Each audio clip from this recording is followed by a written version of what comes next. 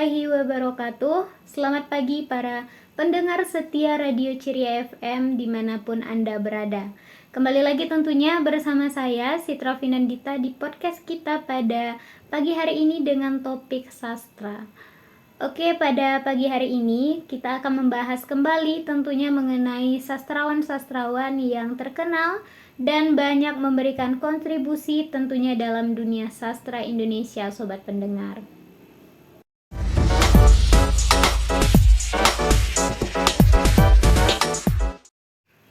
Oke, kali ini kita akan membahas nih salah seorang tokoh sastrawan besar terkemuka Indonesia, yaitu Sapardi Djoko Damono. Buat orang-orang yang menyelami dunia sastra tentunya tahu siapa beliau ini. Beliau ini merupakan seorang penyair yang karya-karyanya selalu berhasil menyentuh hati dan pikiran para pembacanya. Salah satunya yaitu siapa yang tidak mengenal puisi Hujan di Bulan Juni nih. Mumpung sekarang di bulan Juni ya sobat pendengar, yang puisinya ini begitu populer dan menjadi salah satu karya terbaik beliau. Oke sobat pendengar, untuk lebih dalam mengenai sosok Sapardi Djoko Damono ini dan juga perjalanan karirnya serta karya-karyanya dalam dunia sastra tentunya, kita telah mengundang dua narasumber istimewa kita pada pagi hari ini. Narasumber pertama kita yaitu Mbak Triana yang merupakan seorang penyair tanah air. Mbak Triana, bagaimana kabarnya hari ini? Halo Mbak Dita, terima kasih sebelumnya karena sudah mengundang saya untuk berbicara tentang dunia sastra. Alhamdulillah kabar saya baik, dan sampai saat ini kabar saya masih baik. Ya, intinya saya berterima kasih kepada Mbak Dita sebagai host di topik pembicaraan kita kali ini karena sudah mengundang saya untuk datang membahas salah seorang penyair terkemuka kita di Indonesia. Kami tentunya juga senang ya Mbak bisa hadir hari ini. Oke, narasumber kedua kita adalah Ibu Putri, salah seorang pengamat sastra. Halo, selamat pagi Ibu Putri, apa kabar? Alhamdulillah baik kabar saya, dan terima kasih kepada Mbak Dita yang sudah mengundang saya di acara hari ini.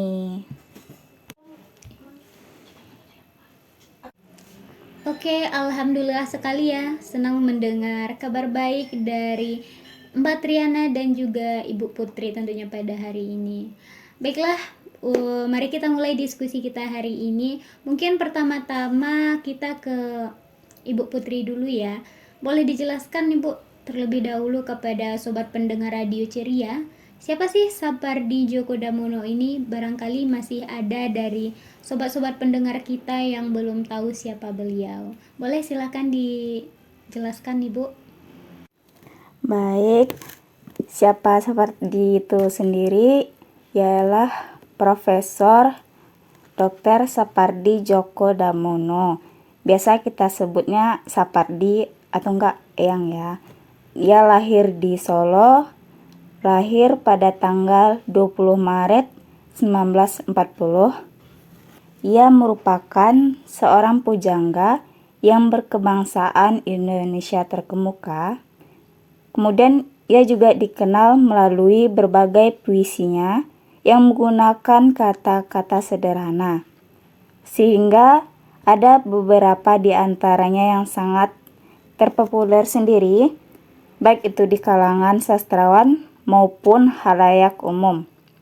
Ia adalah salah seorang pendiri Yayasan Lontar, dan ia juga sudah menikah dengan Wadiningsih dan dikaruniai seorang putra dan seorang putri.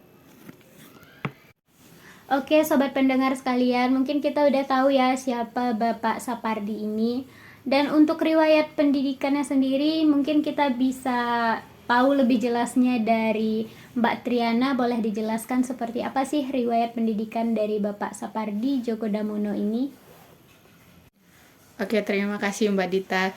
Jadi tadi kan sudah ada perkenalan singkat nih ke seorang Sapardi Djoko Damono atau Mungkin orang-orang yang menyelami dunia sastra itu biasa memanggil Bapak Sapardi ini dengan panggilan Eyang seperti yang sudah dikatakan oleh Ibu Putri tadi. Di sini mungkin saya akan menjelaskan sedikit nih secara singkat juga bagaimana riwayat pendidikan Eyang Sapardi ini.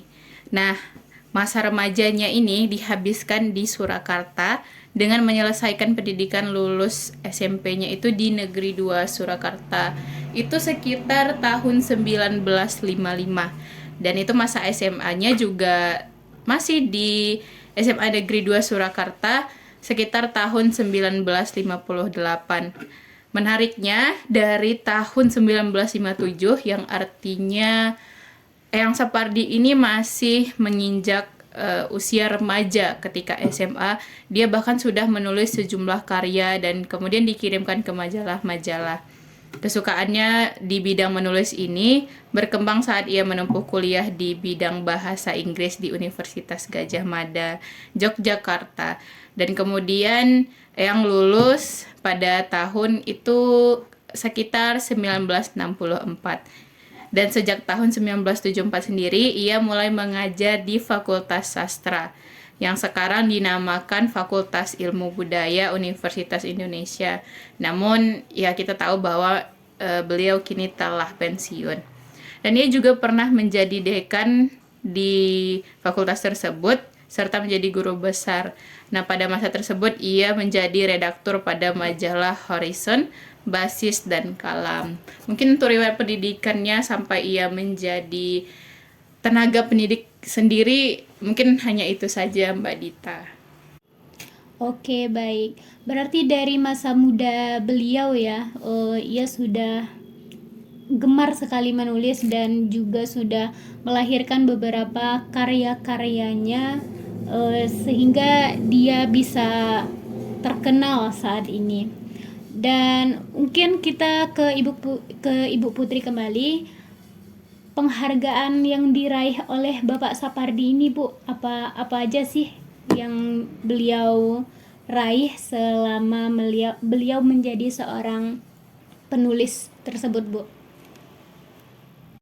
Baik, kalau dalam penghargaan yang diraih Sapardi banyak sekali ya. Penghargaan yang mengakui kontribusinya dalam dunia sastra, baik secara di dalam maupun luar negeri. Antara lain ada Cultural Award dari Australia pada tahun 1978. Kemudian ada Anugerah Puisi Putra dari Malaysia pada tahun 1983. Ada ASEA, maksudnya SEA Bright Award dari Thailand pada tahun 1986. Kemudian ada Anugerah Seni dari Pemerintah Indonesia pada tahun 1990, Mataram Award 1985. Kemudian ada Kalyana Kretya pada tahun 1998 dari Menristek RI, dan juga ada penghargaan Ahmad Bakri pada tahun 2003. Selain itu, beliau juga menerima penghargaan dari Akademik Jakarta pada tahun 2012. Penghargaannya ini merupakan pengakuan atas kualitas dan juga kontribusi tinggi dari karya sastra yang beliau hasilkan selama ini. Wah, begitu banyak ya penghargaan yang beliau raih dari karya-karya yang beliau yang beliau hasilkan sendiri. Dan untuk buku dan karya dari Bapak Sapardi ini, selain dari yang saya sebutkan tadi itu Hujan di Bulan Juni, mungkin masih ada ya, masih banyak tentunya buku dan karya yang beliau terbitkan. Boleh dijelaskan nih Mbak Triana, apa-apa aja buku dan karya dari Bapak Sapardi ini? Oke Mbak, kalau untuk buku dan karya yang telah diterbitkan oleh Eyang Sapardi ini, pastinya memang sudah banyak ya, karena mengingat sejak kapan ia mulai menulis, dari usia remaja saat SMA ia sudah menulis, maka banyak buku dan karya yang telah ia terbitkan. Dan itu termasuk dari buku puisi, fiksi, esai, dan beberapa konsep serta teori sastra. Mungkin di sini saya akan menyebutkan beberapa buku-buku yang telah dibuat oleh Bapak Sapardi Djoko Damono ini. Antara lain itu buku esainya berjudul Alih Wahana, Tirani Demokrasi, Puisi Indonesia Sebelum Kemerdekaan. Dan kemudian buku fiksinya itu ada Hujan Bulan Juni, seperti yang telah disebutkan oleh Mbak Dita tadi. Dan memang satu buku ini termasuk salah satu buku yang sangat terkenal, terutama di kalangan orang-orang yang mendalami dunia sastra ya, karena ada salah satu puisi itu yang memang selalu menjadi puisi yang ikonik sekali. Puisinya itu tentang berjudul Aku Ingin, dimana itu semua orang mungkin hampir tahu, bahkan di posisi orang-orang yang secara umum pun bukan orang yang mendalami sastra juga mengetahui puisi itu.